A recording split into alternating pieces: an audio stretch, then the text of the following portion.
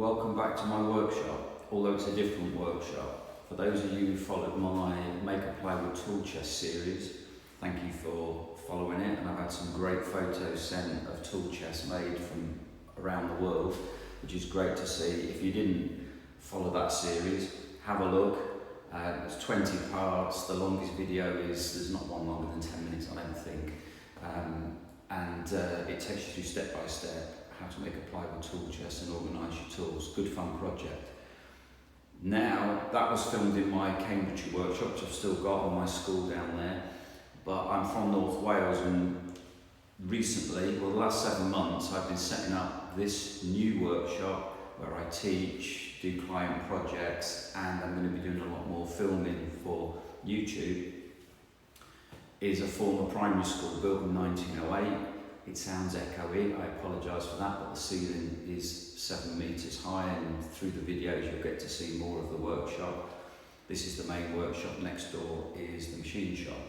So I was thinking of what project do I do next?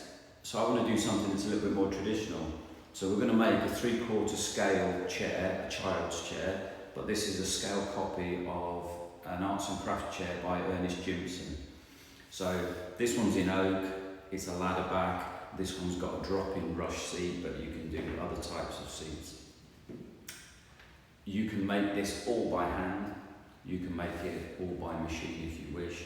We'll talk about alternatives as we go, but I think it's a great combination project, so you can do a lot of the initial wood prep and sizing and dimensioning on your machines. And because it's 3/4 scale, you don't have to have access to huge machines either, and if your workspace isn't that big, you can just make it on a bench, you don't need lots of space. So this also gives me a great opportunity to introduce you to my new saw stop professional cabinet saw, the PCS, with various accessories which I absolutely love, and for doing dimensioning, and we may even get the dado set up on it, because there's an opportunity to use that as well. So the saw stop will feature, and then there'll be a lot of hand shaping, hand work. It's a more complicated project than it actually looks, which makes it a great learning project, because you've got angled tenons, you've got draw ball, you've got bridle joints, you've got false mitre, you've got shaping. There's so much to do on this small chair, but that's what makes it so satisfying. And I have to give credit to my old cabinet making tutor at High Wycombe University, Dave Gillett. I had already got my qualifications and did an apprenticeship when I left school. I actually trained in Nottingham. But I went back as a mature student just to renew my skills and just take some time out really. And David's the one that went and measured up the original, did some of the history, got the drawings done, and took us through making it. And I'm able to now, it's a great project. I was thinking, what did I enjoy? I loved making this, so why not make it a YouTube series? And the great thing is, all these years later, I keep all my paperwork. So I've still got the original plans and drawings in here of every component. I've got the original guide notes, which I then went through and highlighted parts of, just to remind me what worked well, what didn't work well. My pen marks on there. And then for university purposes, we had to do a log. So we had to write down how long things took us, what went well, what we should have done in a different order. And that is really useful now looking back, because I haven't made one since. So I'm looking forward to making one. I think the original that it was based on, and we'll talk more about the history of the chair and Ernest Gimson and the arts and crafts movement, the chair making movement.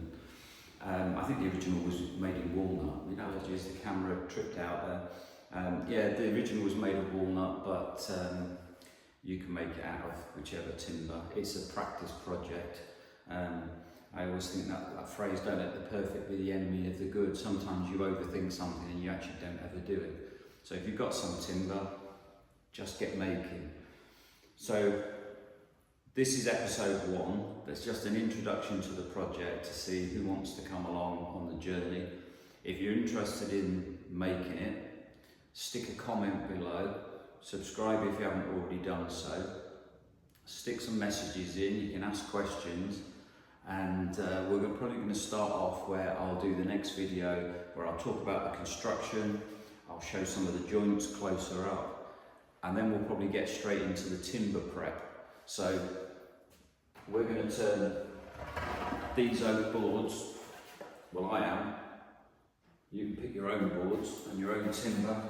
I'm going to turn these into the dimension stock ready for these, so that's going to be planer thickness up or hand plane if you wish, onto my source stock PCS, get the timber dimensions so we've got everything ready to go, and then each episode, session, whatever you want to call it, we're going to go through the next step of the build until we get this ready to surface finish, or we'll get into doing the rush seat work, or however you decide to do the seat.